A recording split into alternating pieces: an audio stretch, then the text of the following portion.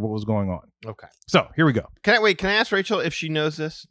The backstory? Yes. I don't know the backstory of Dinoland. No. What is your personal opinion of Dinoland? I'm not sad to see it go. The only thing I'm sad to see go is the boneyard. I really love that. But it's still operating right now. So Oh, is it? I didn't know that. I thought that was closed off too. But no, that's great because that's good news.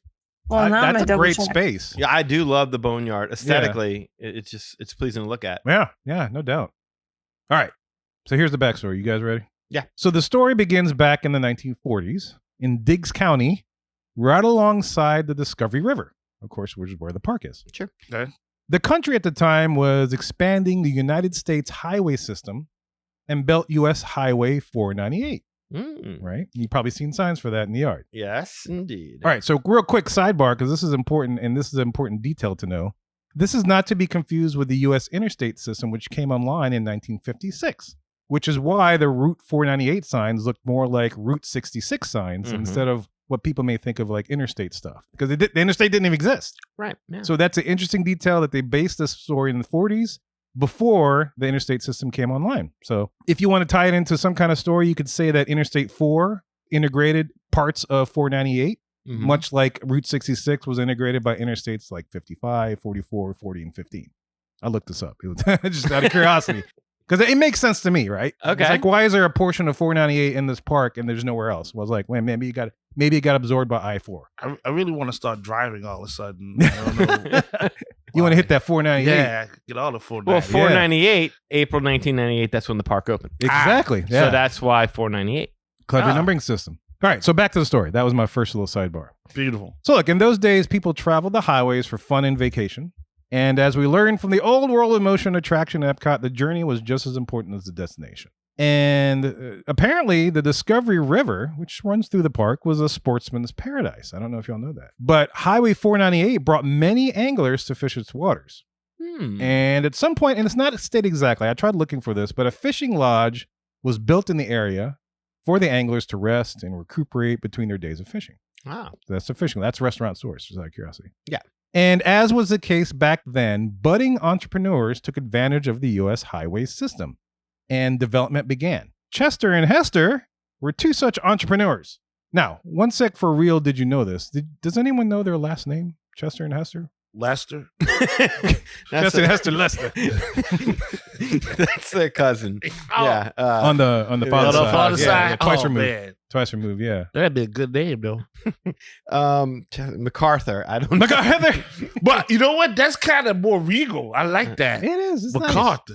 Nice. Okay. Rachel, any guesses? You probably, I don't know. I don't know. I did look into the boneyard, though. It is still open. It is still open. Don't make me second guess it. I was like, oh no. I just sent somebody there last week. I was like, you got to check out the boneyard. it's good to go still. Well, that's good. That would be funny if she sent them over there and the kids playing with the tractor. A little nervous there. Where'd it go, Mama? Well, I'm glad to know it's still open because I like that area. That's a cool area. Play with the track. Get out of this place, kid. You're about to blow this place up. What do you mean? It's safe. Yeah. All right. So back to the last name. Chester and Hester, their last name, according to Disney, Yes. is Diggs. What? Which is kind of funny because that makes sense. It's Diggs County. So I wonder if like the family had something to do with the county and stuff or whatever else. But it's hardly ever mentioned, right? Okay. But according to a video put out by Walt Disney Parks and Resorts merchandise division at the time, I don't know what they are now, but they are Chester and Hester Diggs. And if you'll indulge me, let's meet them real quick as I play this little clip from their video that they put out. Okay. And Danny, you might recognize one of these actors, I believe. So here we go. This I show a little something, and the listeners will see this. And if you look at our YouTube channel, you get to see this video. But this is something I captured off of one of the DVDs that I have of Animal Kingdom. Oh, nice. What do you call it when two dinosaurs run into each other? A Tyrannosaurus Rex. It's a wreck. Hey everybody, we're about to enter Chester and Hester's Dinorama, a wacky and wonderful fun fair. I wonder how it got its name. Just to put the things over here and put some of your macrame up there. Oh, honey, I love your idea. Honey, they're here. Oh, hi, everybody. Oh, there he is. Yeah. My name is Chester Diggs. Hi, people. We have built this wacky roadside carnival full of Cretaceous fun. We're Dino Maniacs. Now, don't let him fool you. He is the mastermind behind all that you see here. And Chester and Hester's Dino-Rama. He's the cream in my coffee. The ketchup in my cottage cheese. In the sweet box. The mystery meat in my corn dog. We don't know what it is. Chester Diggs, I love you. Oh, I love you too. There is so much to do here at Chester and Hester's Dino-Rama. We've opened all kinds of things. We got a brand new roller coaster called Primeval Hurl. Oh, it's And a what's world. Primeval world. Don't tell me Primeval World.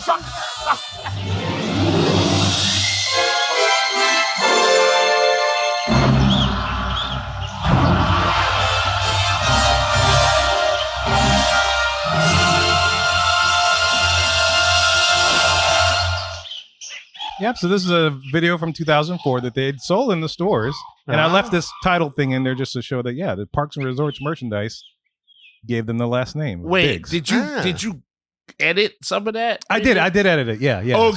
So I have the video because this is like a video that my kid used to watch a lot on trips, and so I Okay. cut out the Chester and Hester part, and then I just added the end thing just to cite my sources. Oh no, okay, so wait, that was all of that they had to say about that The was last all the name. Chester, that was all Yep. that they okay, because I was like, well, damn, that's the quickest promo I ever saw. Yeah. No. Okay. Both but- of those actors, You recognize them, right? Yes, Yeah. definitely from the Adventurers Club. Both of them, I believe, were in the Adventurers Club. The guy for sure, but the guy you probably know most from, if you've ever ridden the Magical Express, Yes. he's Gus. He's Gus.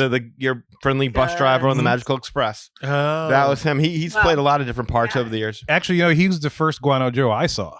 Oh, was he? Yeah, the one day I recognized him. I was like, wait, that's Guano Joe. When I did the cruise for my honeymoon, I saw him on the Magical Express. I'm like, that's freaking Guano Joe. Like, wait a minute. He's been That's everywhere in cool. Disney. Yeah. Yeah. So Nice. I figure you'd recognize that guy. Oh, Yeah, definitely. absolutely. He's been all over the place. Okay. But yeah, so Diggs, Chester and Hester Diggs, that's their name. And in Diggs County, and just so happens Chester was working as an officer of the law in Diggs County. Yeah. And of course, anticipating the influx of travelers and motorists thanks to the new Highway 498, he and his wife bought some land next to the highway near the fishing lodge and opened up a gas station that served Sinclair gasoline. Y'all familiar with Sinclair gasoline? Dinosaurs. It's Yes. ringing a bell. That's from the TV show Dinosaurs. Sinclair, right? That's a family. Oh, That was an fun. homage to that. But Sinclair is a real oil company that Oh, still is sells it? gas. Yeah.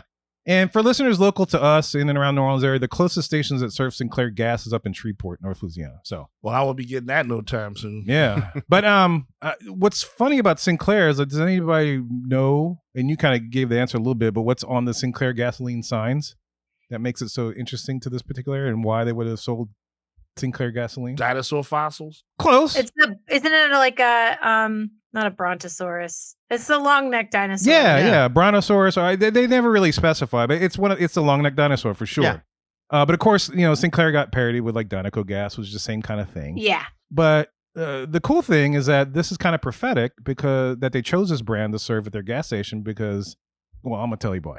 This is why. So we're back to the store, right? That's my little sidebar on Sinclair. But the gas station not only served gas to fuel the cars, but they also had a general store to help replenish the travelers' stock of road snacks. Ah, Right there, like you a go. Buc-ee's. He's like a Bucky, exact, but smaller because we're still in this small town USA, right? Right, Kind of like a Stuckey's, maybe for those that are around, grew up with Stuckey's.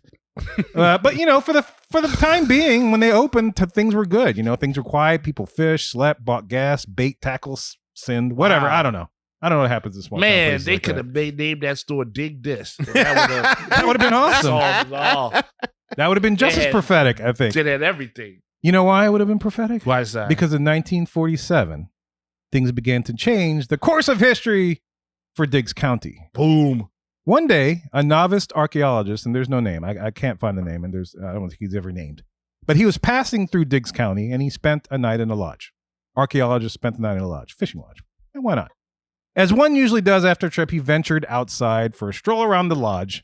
And the sources don't specify, but I have to imagine, after a long road trip, maybe he went out for a smoke, have a drink, take in some fresh air, entertain a lot lizard. I don't know, whatever. I don't know what they do back and then. But as he was walking around, he stumbled across what looked to be a dinosaur fossil. He might have kicked it up while he was, kind of shuffling around, whatever. Anyway, he slowly did his archaeology thing, right? And he dug up what he thought to be a dinosaur fossil. And he, of course, dug it up, secured it safely in his vehicle, and he brought the artifact back to show his group of scientists and paleontological friends, right? And meanwhile, his wife was back at the lodge like, you're always working. Why?